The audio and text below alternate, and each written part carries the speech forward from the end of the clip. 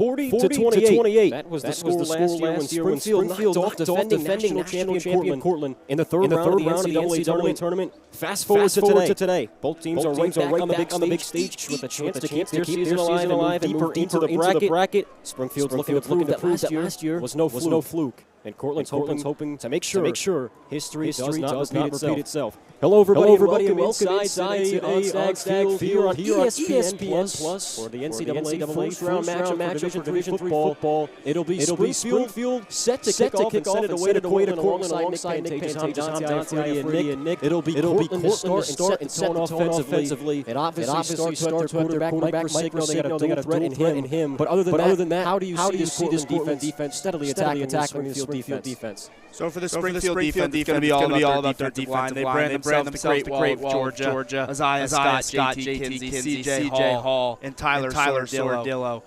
Cortland's run game is very good balanced between Mike Signo and returning starter Ethan Gallo. This should be a great one here on Stag Field. For Springfield, their defense will await Cortland's offense. It was a game they won 40-28. They went to Cortland, played in the snow. And the return game could be a vital part of how this game plays out. It's Ian Wernick sending it away, and Ravi Doss awaits catch it at the two. And here he goes. Doss trying to get around the sideline, finding a corner. And up past the 25-yard line. So bring out the Springfield defense and the Cortland offense. And we now send it down to the third member of our team on the sidelines, Emma Bynes. With four turnovers by their offense last week, Springfield's defense really stepped up their win against SUNY Maritime. Coach Blumenauer called this Springfield defensive front one of the best we've seen, if not the best. It's going to be up to them to run outside the numbers and stop this Cortland team. Back up to you guys in the booth. Thank you, Emma. It'll be Signo with Gallo to his left. And we are underway in the first round. Signo puts it in the gut of Gallo, and he's stuck in the backfield. That's Feliciano. And that's something to keep an eye out for if this defensive front doesn't get through. Be aware of that second and third level guys coming up to make a play. Yeah, Springfield secondary is almost the same from last year. The only difference will be that Corbett Simini will be in at free safety. For Springfield, the secondary was kind of a problem for them last year. This year, they've completely rectified that. They've been one of the best pass defenses in the country, and they come up and tackle. This is a Springfield defense just giving up 12 points a game and under 200 yards total to offenses. Signo keeps it, rolling out to his strong side, and he's got a man over the middle. Jason Zeva with the completion, and that is something to keep an eye out for. You talked about the secondary has been better. They've stepped up, but still, it's the biggest concern for their defense. Yeah, when Cortland throws the ball, they usually throw it down the field, and we see it there on the over route to Zeva picking up a first down. First and 10, you send it down to this offense. Trips right to the top of your screen. The lone receiver at the bottom. For Signo. Strong. Tough mesh point. He's got a lot of running room.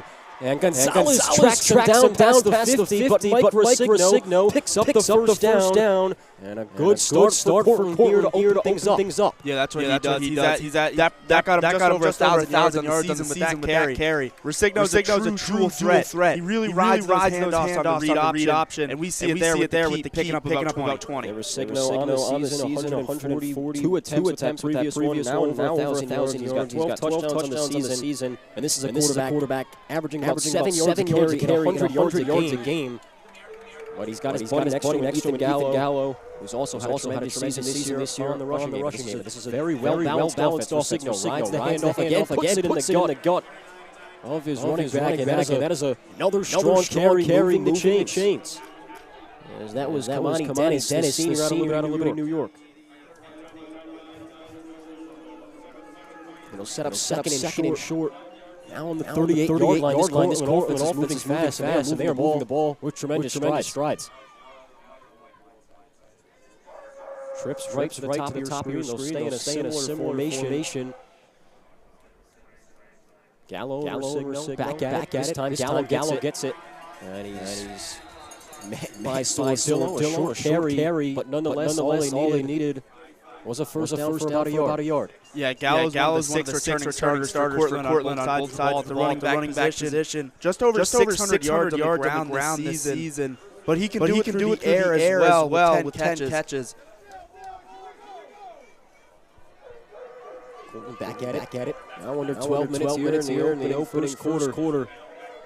Rosigno has been the man so far in this opening drive. He's at it again. This time will keep over the field surveying. Pressure coming as Isaiah Scott chasing him down. Rosigno on the run.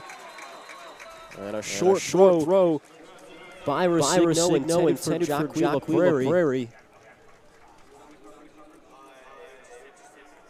Something to note for Cortland there without one of their top receivers in Sam Cotton, a man who caught 30 passes for 500 yards and 5 touchdowns. The production's got to come somewhere else. Yeah, on film, when I was watching them, I thought Cotton was their best receiver. That's certainly going to benefit Springfield secondary if he's not active today. So far, hasn't seemed to be a problem for this Cortland offense. They've been able to move the ball with ease. Now over midfield, second and 10, 11-7 to go here on the 36-yard line. They'll motion Zeva. And he'll deposit it into the gut of Zeva. Trying to get an angle lifted up off the ground by Mike Mendocino with a big hit. Yeah, Mendocino, we thought it would be Simini. Will Aviles has shifted back to safety. And Mendocino sort of playing that role of the nickel corner. He can really get up and tackle. And this will be a third and long here for Cortland. This is exactly where Springfield wants them to be. Mendocino has been that star player, not the star player, but the star position. Last week he was at the edge spot. Started off the season at the linebacker, and as you just mentioned, now he's playing around, lurking at the safety spot. Now he's in that linebacker here. Third and 10. Rosigno in the shotgun formation to the bottom of your screen. Gallows who has left. Fake the handoff. Go to the outside. Idigo. Met on the perimeter, and that was Vilas who came from that safety spot to make a play. Yeah, Will Aviles has been a very good player. He filled the role of Colby Richardson last year. He started in this Cortland game a year ago. Aviles can really come down and make tackles, and he's played some really good coverage out of the slot.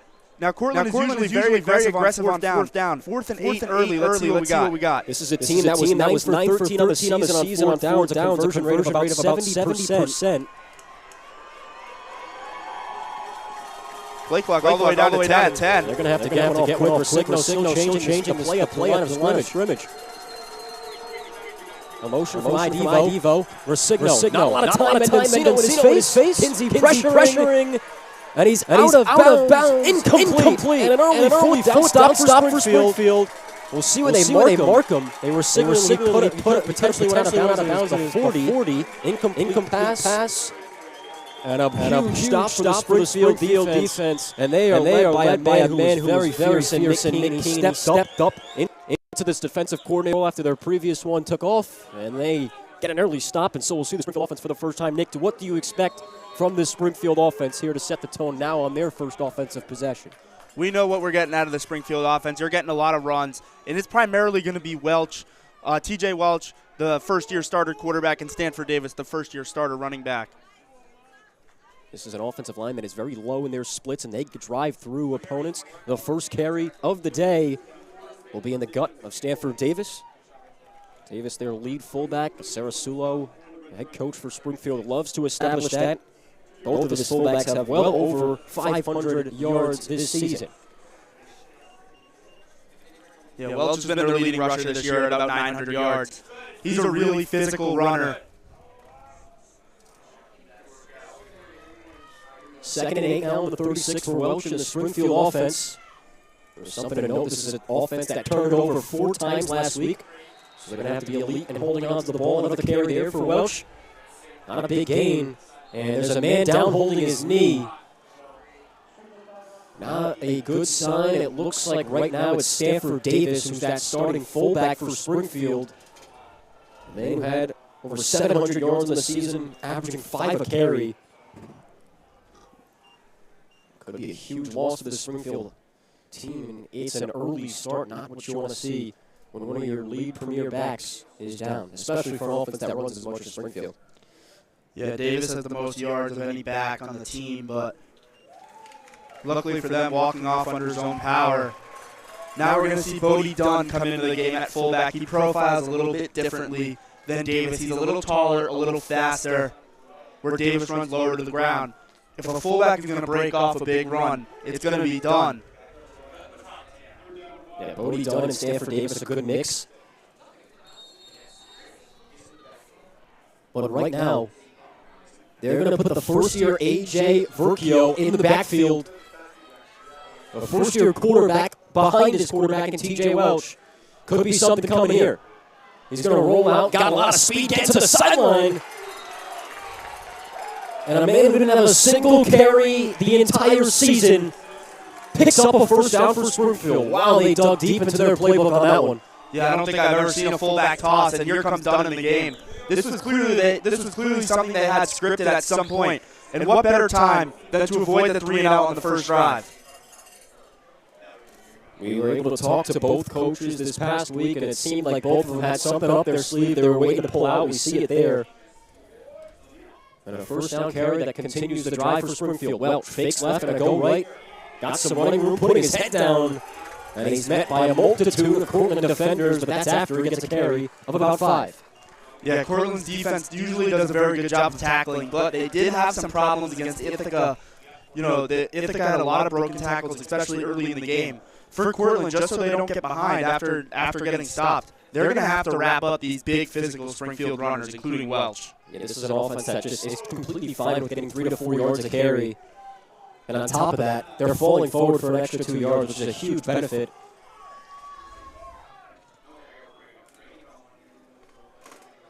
Welch will think it over. Play clock now at 5. He's going to have to get the snap off quick. Now at 2. Welch gets it off with a second left, and it's a pitch to James Green on the outside. And he gets a couple of blockers, not a big carry, and a gain of about 2 for James Green as he's approaching the first down marker. Yeah, James Green, he's an explosive runner. I know I've said that about a bunch of guys, but James Green, you think there could be a touchdown every time he gets the ball in his hands. Good juke moves, and he's very fast. And this is a Cortland defense, though, that their linebackers are very premier. They get sideline to sideline at a fast rate, and got some players to watch out for. Aiden Weiser, the conference defensive player of the year. He's only a first-year starter, and he led the conference in defensive play. Another carry for Green, and he's swarmed in the backfield. Aiden Lochner, the first man to get there, and now it's an early fourth down opportunity for this Springfield offense. We saw Cortland go for it on their first possession. We'll send out the punt team here. And James Campbell, a steady drive that showed some production, but right now it's been the defenses to start things off. Yeah, short side option there from Springfield. Cortland sniffed that one out perfectly. They had a guy 2 yards in the backfield for Welch and 2 guys there for Green. Wasn't much work in Springfield to punt. That'll be James Campbell set to send it away. Averaging about 35 yards per punt. As this one's deep, Doss won't catch it, and a touchback for Campbell, so it'll set Cortland up at the 20-yard line. Apologies, 25. And that first drive went 9 plays, 48 yards, total of 5 minutes. It was a slow drive, but what did you like from them offensively on that first drive, Nick? Obviously, they went for it on that fourth down, couldn't convert, but it was a lot of Rosigno and Gallo. Yeah, for Cortland, they're really going to have to establish the quarterback run with Rosigno. He's going to be there. He's the guy to keep an eye on, number 1 in white. He's a physical runner for a quarterback, and he has wheels, too. Rosigno back out of the field with Gallo to his left. Got a carry for about 25 yards. And that first drive through for 16. No motions out again. Rosigno keeps looking for a crease, and he finds one. Rosigno, a crafty move to be able to pick up the first down. And we are seeing the dual threat ability come out in full display. Design QB keep there from Cortland. Rosigno is keeping that the whole way. Usually he rides those handoffs. That time a quick pull to get north-south. Another first down for this Cortland offense. It's a game we talked about could be very high scoring or it could be low all the way through. Both defenses are elite, but these teams are just similar in every single way. And these teams have been here before. Both the 5th straight NCAA appearance for both teams as Rosigno It's eaten up in the backfield by the defensive front of Springfield. And that's something to keep an eye out for, how disruptive that front four will be for the Pride. Yeah, that time it was Kinsey, and there you saw that super long mesh point on that option. Coach Sarasulo stressed to us when we met with him on Thursday, the Springfield defensive line has to be very disciplined with their eyes. Don't follow the ball, follow their eyes, follow their keys. You saw Kinsey do that there. Broke down perfectly, got square to Resigno, and was able to tackle him for a loss. Yeah, there's not an easier way for that to happen by just simply practicing. They go against the option nearly every day defensively, so it is something they are very familiar with, but they have to execute at a high rate still. Resigno trying to get the corner, but he's tracked down. It was Isaiah Scott from the defensive front. Palladino and Hunter Hayes, every player from every level, found a way to track down Resigno, and a gain for about nothing on that second down carry. Another design quarterback run. They're sticking with it, Nick. That Springfield defensive line, along with being really long, they all have long arms, they're fast, they can move. Specifically, Scott and Kinsey, the two of them can really run. Kinsey can play sideline to sideline as a defensive end. He played a little bit more inside this year. Now he's being sort of forced outside. 3rd and 11 on their own 31. Resigno with trips to the top of your screen. Fires to the outside. A Devo. Nice grab. But it'll set up a 4th down on their own territory. We'll see if they send out the punt team. This is a unit who went for it on 4th down on the first possession. But the punt team will make its way out onto the field. Will Aviles again in coverage there. That's a name you're going to be hearing a lot. He has a tendency to be in the right place at the right time on almost every single play. Will Aviles coming up with a big play just moments ago. He had a little bit of a stomach problem on the sideline. And right, just like that, he's right back into the game. It'll be Gavin Andrea set to send it away, and Sal Basilico waiting. And he'll let that one become poison as it rolls inside the 20, and a great punt by D'Andrea. He was averaging about 40 per punt, and it'll send Springfield out onto the field for the second time today. And an offensive drive that stalled out. Only 6 plays for 20 yards. They still took about 4 minutes off the clock. They just didn't really seem like they had anything going. This is a Cortland defense who seems like they have done their film.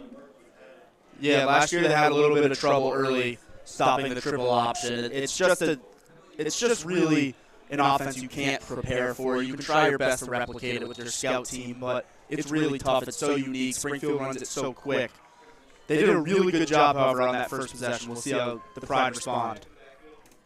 Back to Davis. He was injured on the first possession, back in the game now, and he is met by a landslide of Cortland defenders. For this Springfield offense, this is a team who's averaging about 100 less total yards from last year. They had 6 guys who were averaging over 10 yards a carry. A totally different team now, and right now they've been very stagnant early on. Yeah, it's sort of unfair to compare this year's team to last year's team. Last year's team is probably the best team that Springfield has fielded since they switched to Division III, making the national quarterfinals. 2nd and 7 on the 20. The ball's on the ground, and Welch just jumps on it. Bobbled his snap as he got it from the center, Brian Dan. It rained earlier. The field could potentially be a little wet, but right now weather not seeming to be a factor as of now. The Springfield offense doesn't really matter how the weather is playing out. They don't really throw the ball and put it through the air. They have stuck to their bread and butter. But right now, 3rd and 9 on their own 18.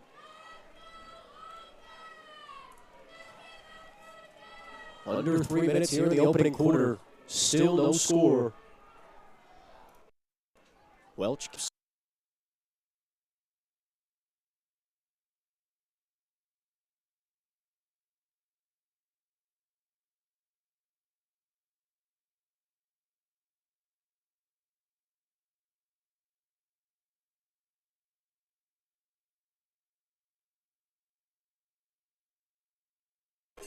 Picking up right where he left off. And Springfield just doing what they do best. They convert on 3rd down 50% of the time. But so far today, they've done a great job of keeping the possession alive. Welch keeps. Met by Gavin Gears, as well as Joseph Russo.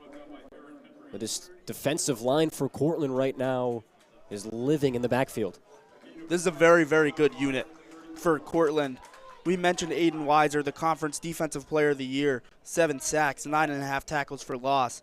But Gavin Gears and Joseph Russo do a lot of the dirty work inside. And George Jelai is also a very good player opposite Weiser.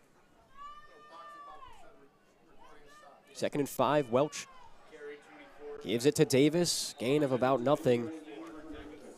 And these holes are not opening up for Springfield. This defensive front for Cortland has done a great job today. It's been the tail of the tape for both sides, and now this is not a good sign as Joseph Russo is down on the ground. Mincing in pain. We saw Davis get hurt earlier. He was able to walk off on his own 2 feet. Did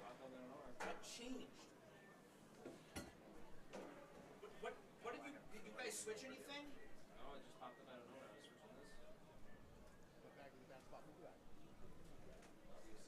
We're working on Russo's right leg as well as the left leg. You guys switch anything? Maybe a little bit of, hopefully best case scenario would be a little bit of cramping here for Russo. Cortland already 4 first downs in this game.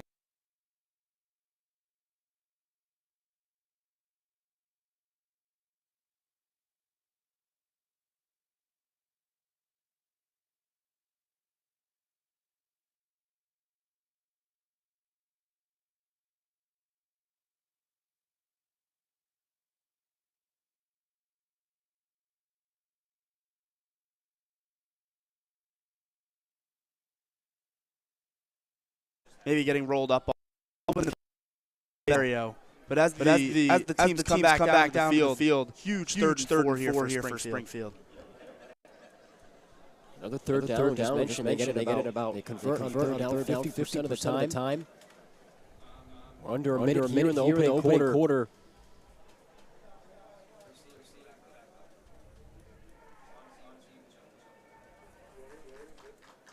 This is a series that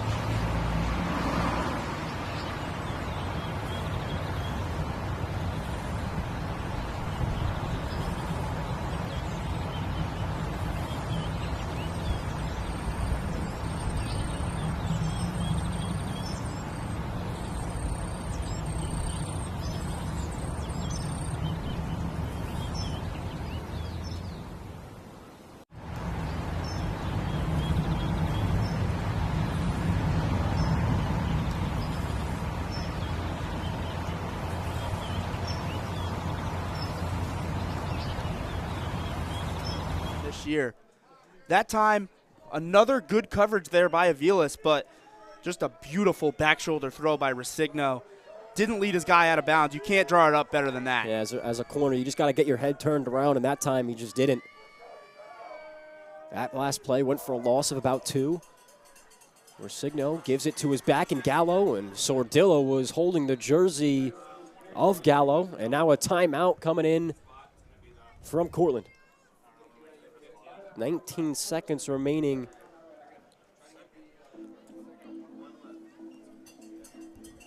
We're nearing halftime, 7-7. What a game we've had here. You know, we talked about it before. These teams are extremely similar. You know, the series is tied 17 apiece with that one lone tie. Both teams are now in the NCAA tournament for the 5th straight year. They're both 8-2, undefeated in conference play. The script is playing out just how we looked. And even with their losses, I mean, Springfield and Cortland both lost their season opening game. They each lost a non-conference game to a team that plays somewhat in the Midwest. Grove City's not exactly as far as UW-Plattsville is, who Springfield lost to, and then their second loss was to their bitter rival, Springfield to Western New England. Cortland lost the Corsica game to Ithaca. The only difference is that Springfield's losses came earlier in the season, and Cortland's last loss to Ithaca came just a week ago in what was an incredible game. Yeah, both defenses are giving up under 13 points a game. Both defenses not allowing over 150 through the air. These teams nearly identical. As we are back from the timeout, Resigno back to it. Deuces set to both sides with Gallo in the backfield with him. 21 seconds on 3rd and 5. Another big opportunity here for the Springfield defense to make a play and potentially hold this Cortland offense to 3. Resigno looking right, firing, gets it to the outside, and a big completion for Cortland to keep the chains moving, and they're going quick as that one was caught by Andrew Fiore. And Resigno will spike it into the ground with 13 seconds left. Cortland still has a timeout left as well. Obviously, goal-to-go scenario, so the clock won't stop, but you have to think that they have 2 shots here at a score, even if they come up short on one of them.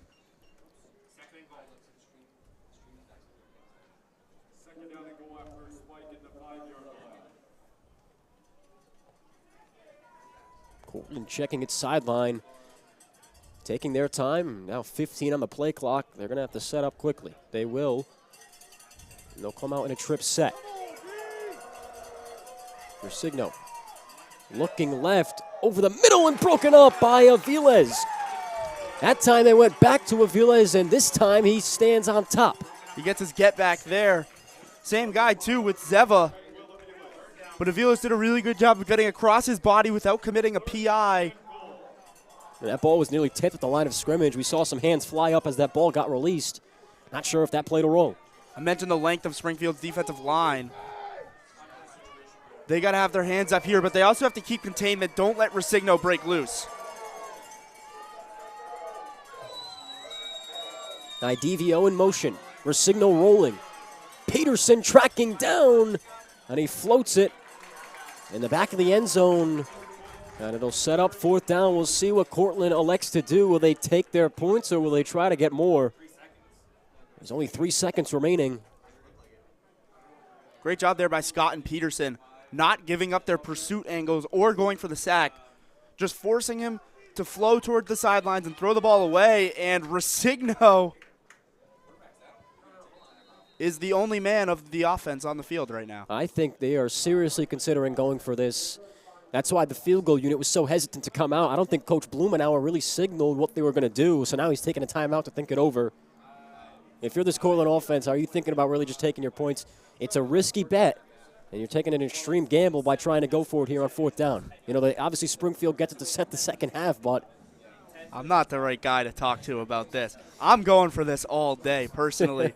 But that's why I'm a college kid with a headset on in the booth and not on the field. I think against Springfield at home, with the way their offense looked on their last drive, you got to try to match them. But I do see Cortland's kicker, Cole Callard, taking some reps on the field. I think they're going to kick this. Yeah, Callard coming out now onto the field. And so, look, head coach in Blumenauer, his final decision will be to send out that field goal unit. This is going to be one of the biggest decisions of this football game. If they win by 3 points, we'll look back and say, wow, what was Nick thinking saying he would go for it?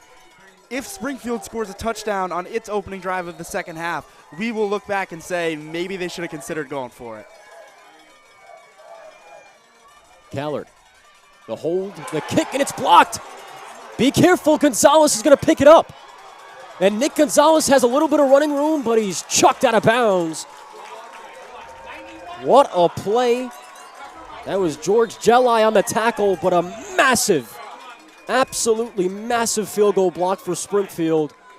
A flag flew in, but it's definitely on the Springfield sideline as they went absolutely crazy after that play.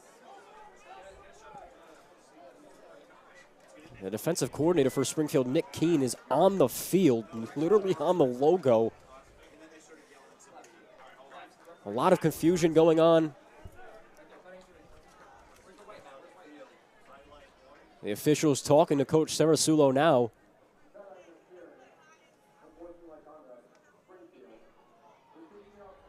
Said it was a sideline interference. We knew it was a penalty on Springfield's sideline. Some of their players ran out, and that's just illegal. As well as bumping into the referee, something you also can't do.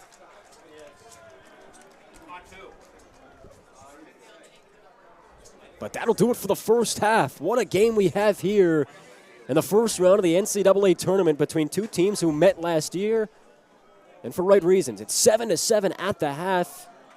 Springfield awaits the second half kickoff. Cerasulo still talking to the officials, just not happy with how this game has gone. And for right reasons. I mean, they nearly had a fumble taken away from them. They had an interception taken back as well. And now a sideline interference that could potentially affect them. But now we'll send it down to Emma Bynes on sideline with Cerasulo. All right, I'm here with Coach Cerasulo of Springfield at halftime. Coach, you got a tie ball game. What's working for your squad right now? Yeah, the kids are playing really hard. They're playing with tremendous attitude and effort and belief in one another, and just really great to see. Obviously that's a massive stop right there, to come off the field. So that was huge. So excited about that and excited for the second half. It's been a great game up to this far, so let's hope in the second half as well. All right, and then what are you going to say to your squad in the locker room right now? It's just the same thing we always say: is play with tremendous attitude and effort. Every rep for each other and for the brotherhood. Thank you, Coach C. Thank you, Emma. Coach Cerasulo preaching what he always does. Next man up and next play mentality. But they got a tie ball game, and their offense was stagnant early. They've picked it up as of late. And right now it's a 7-7 game here on ESPN Plus alongside Nick Pantages. I'm Dante Iafridi. That will do it for the first half coverage. Don't go anywhere as we got a good one on tap awaiting the second half.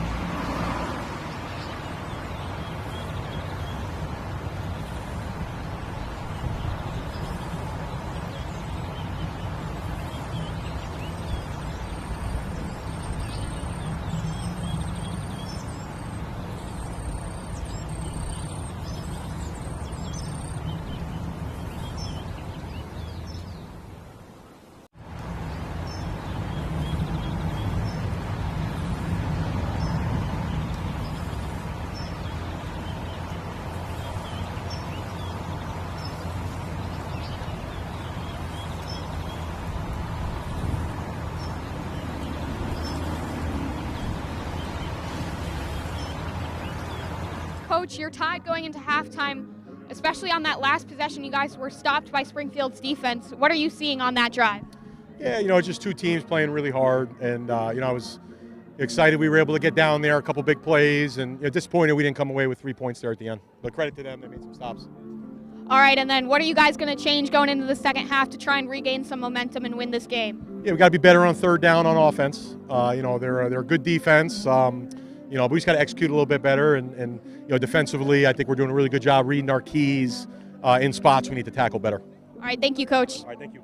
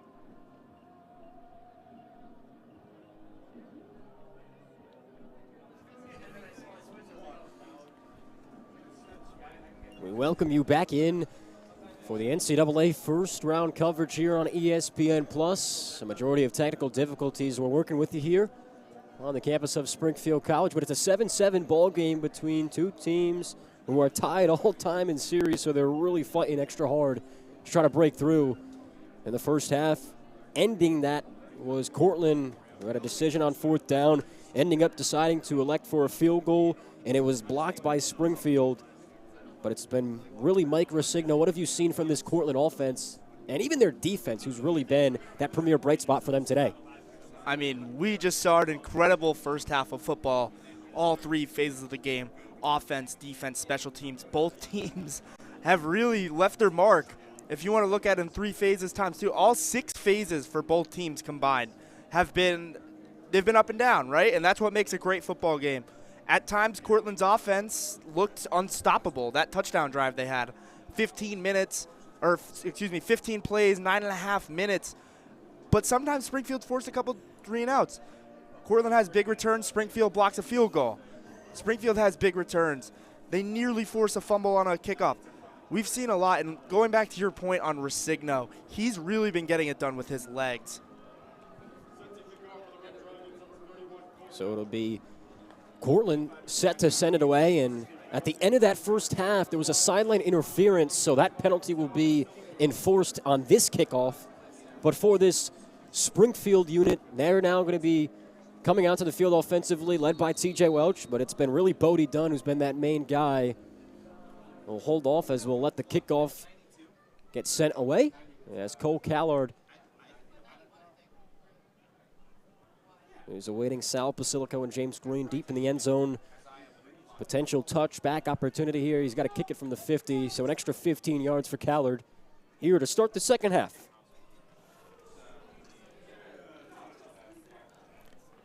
And a touchback is the ultimate result. We'll now bring out the Springfield offense, who was a little stagnant, but we saw some spurts late in that half. They finished off a long drive with Bodie Dunn. A drive that could have ended earlier. Nonetheless, they ended up getting a stop off of it. But from this Springfield offense, what have you seen that you like the most, partner? Like you said, Bodie Dunn. You see Davis, he's on the sideline, he's hobbling a little bit. They will go with Dunn to start. Another good sign for Springfield is that number 5, James Green, is back in the game. But for SC, Welch has been banged up a little bit at times too. I would like to see Dunn really take the majority of the carries on this drive. I think that he maybe hasn't got the full opportunity this year, but Zoller in motion. Welch will keep putting his head down and getting a couple yards on that first down carry as Memphis Ferguson was in on the stop. It'll bring up this early second down. Short gain for the Pride coming out of half. It'll be interesting to see how they try to set the tone here. Could it be a longer drive, or will it be one of those shorter ones?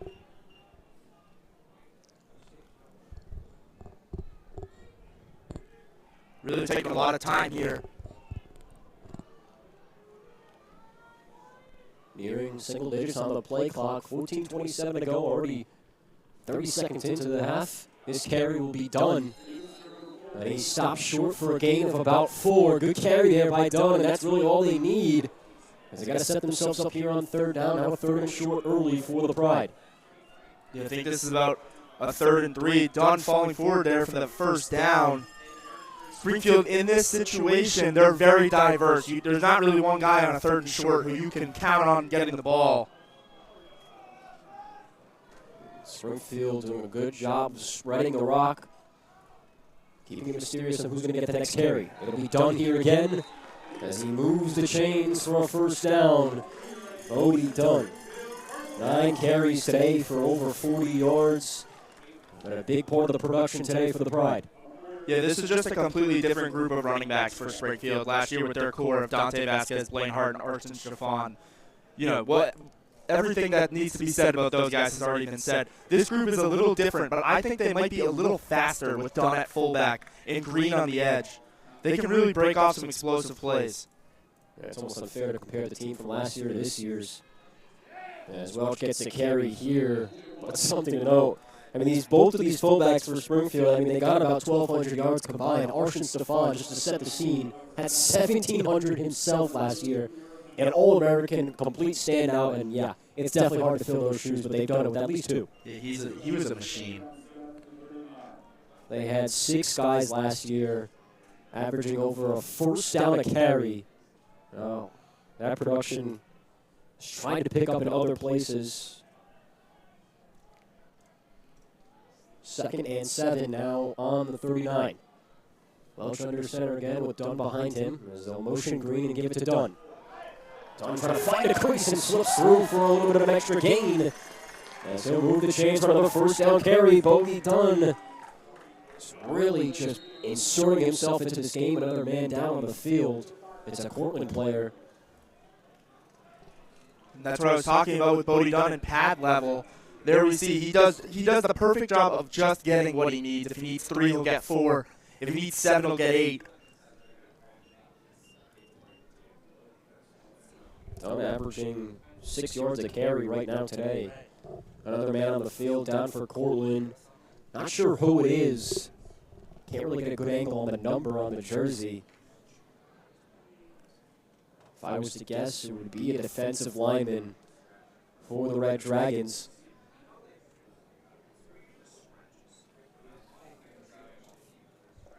Nearly 3 minutes into the second half. Springfield driving a little bit. 5 plays in, got about 20 yards. Some of the trainers for Cortland are working on their own player right now.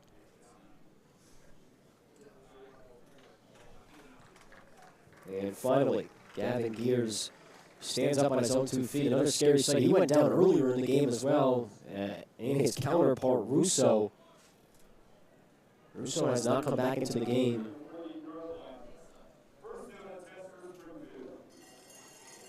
So it'll be Jaden Robles and Will Lagarzewski in that interior defensive front. Both the backups to their starter counterparts.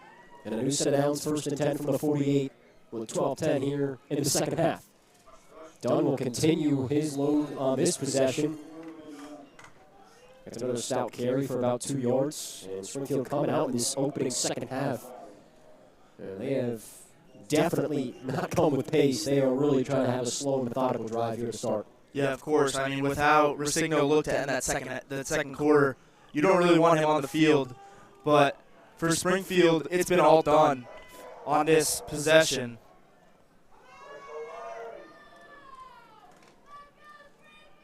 Back to him. Bodie Dunn got tackled by the entire Cortland defense, and that's how it's been this drive. He has been a problem to start the second half. And Coach Sarasulo riding with his guy in the backfield. We talked about it. Davis usually the guy to start. Dunn comes in and kind of creates that second piece that they need, that ability to get out and run. Kind of like Arshon Stefan Canizaro last year. You wouldn't expect Canizaro to come in, but he was kind of that big play guy, and they got it again this year. Yeah, that's what Coach C does. He feeds the hot hand. Right now it's done. He's having a lot of success. You see Cortland's linebackers, Aiden Lochner, one of them with their feet right at that first down marker. Even the secondary level, about 5 yards off the pitch to Green. He's got one man to beat, but he can't. Gene Lubin with a great ankle snag tackle to limit any further opportunity for Green. Green clearly not at 100%.